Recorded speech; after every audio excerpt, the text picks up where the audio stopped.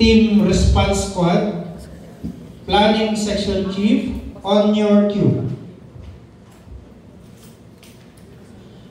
Good morning, responders. Good morning. Good morning, responders. Good morning. So, good morning. We are a Response Squad Incident Management Team. So, this is the 1000 initial operational briefing for the Umaalog incident that occurred on May 17, 20XX, following a magnitude 5.8 earthquake intensity 6 as reported by PVOX. So we begin with the incident objectives for this operational period. So ang incident objectives natin ay makikita natin dyan sa ating IAP. So ito po ang ating incident objectives.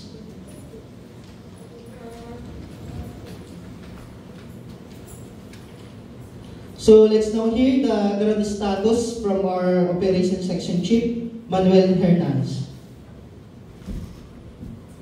Okay, for our incident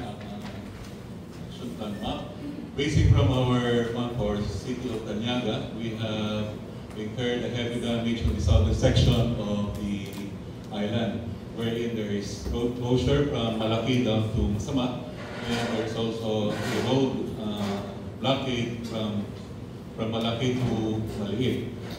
Most of the damages and fatalities occurred at the southern section of this area, particularly in Masama and Maasin. There were reported around 10 fatalities, over 100 of injured, and there are several persons reported missing.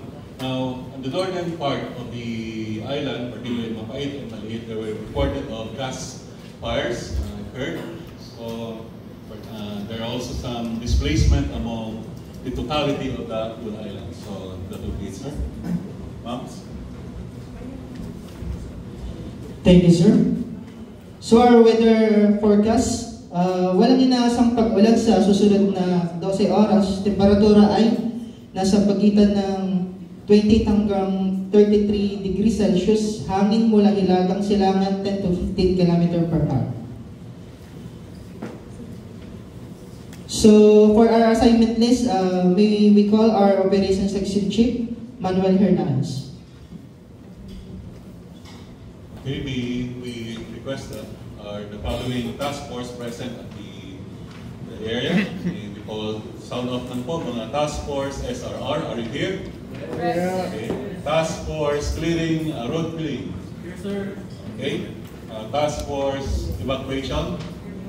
Here. You're over there. Parang kukunti kayo. Task force fire suppression, BFP. Present. Okay. Task Force Medic. Present. Okay. Task Force Lifeline. Present. Okay. So these are the assignments that will be.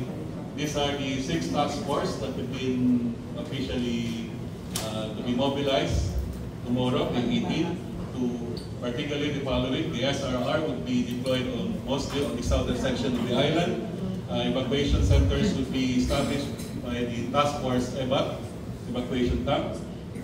Fire suppression would be mobilized on the northern area of the island, particularly in Mapait and Maliit. Medical missions will be launched on both north and south of the island. The communication lines, water, or particularly Lifeline, Task Force Lifeline will be the one responsible to re-establish, restoring all these lifelines from particularly in Sitio Maliit back to the town center Malaki, and particularly also in Sitio Masama.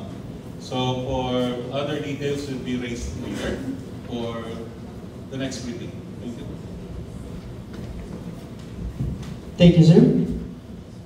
So our responder safety is our top priority. Let's now hear the safety advisory for our safety officer, Latreji Fontelera.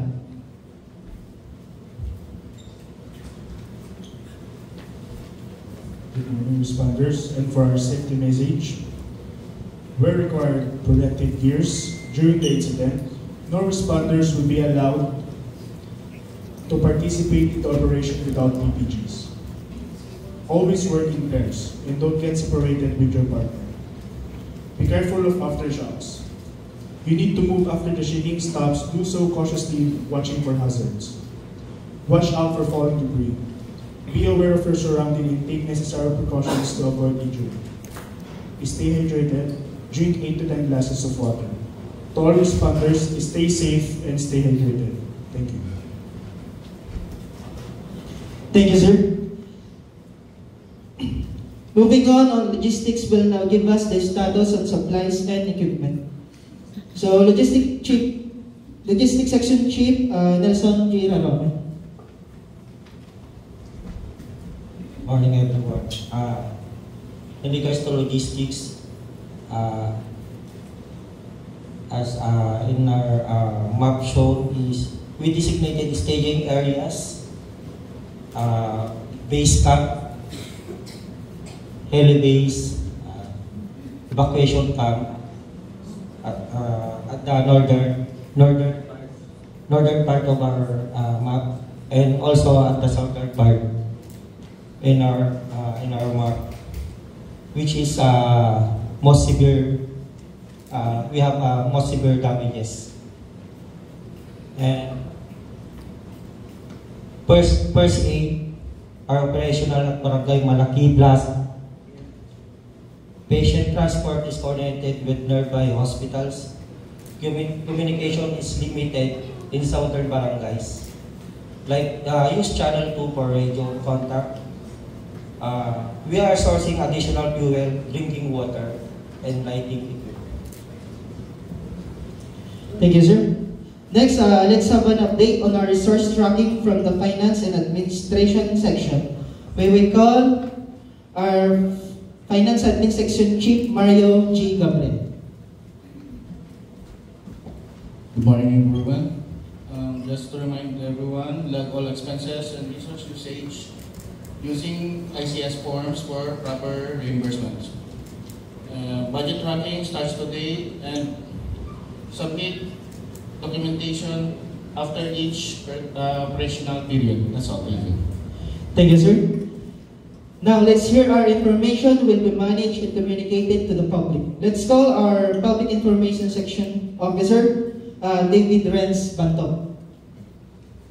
Thank you, Sir Dave. Good day, everyone. For media, we will have our briefing every 4 hours near the Incident Command Post. And for official updates, please refer to our LGU Facebook page, official Facebook page, and local radio stations. And please be reminded, be aware of misinformation, okay? Then please coordinate with PIO before issuing any statement. That's all. Have a good day and God bless. Thank you, sir. Finally, coordination is key. Here are liaison officer for interagency support updates. May we call our liaison officer section chief, Giancarlo Lazo. Good morning, everyone. The agencies involved, BNP, Red Cross, and civic volunteers. Contact persons are being assigned to each barangay. Coordination channels are open at the Incident Command Post. Thank you. Thank you, sir. For our closing message, may we call our Incident Commander, Ma'am Marla R. Buaga. So thank you very much, Sir Dave. So muli po magandang araw po sa ating mga responders and incident management team. So before we end this briefing po, I would like to take this opportunity to thank everyone para po sa kanilang commitment sa ating quick response. So sa ngayon po ay we are dealing with a serious situation, and but with coordination, pagkakaisa po, and dedication, we can save more lives and protect our communities. So muli po, magtulungan po tayong lahat bilang isang komunidad, manatiling alerto, ligtas, at nakatuon sa ating sinumpaang tungkulin. Muli po, magandang araw po sa ating lahat. Stay safe po. Salamat po. So, thank you po.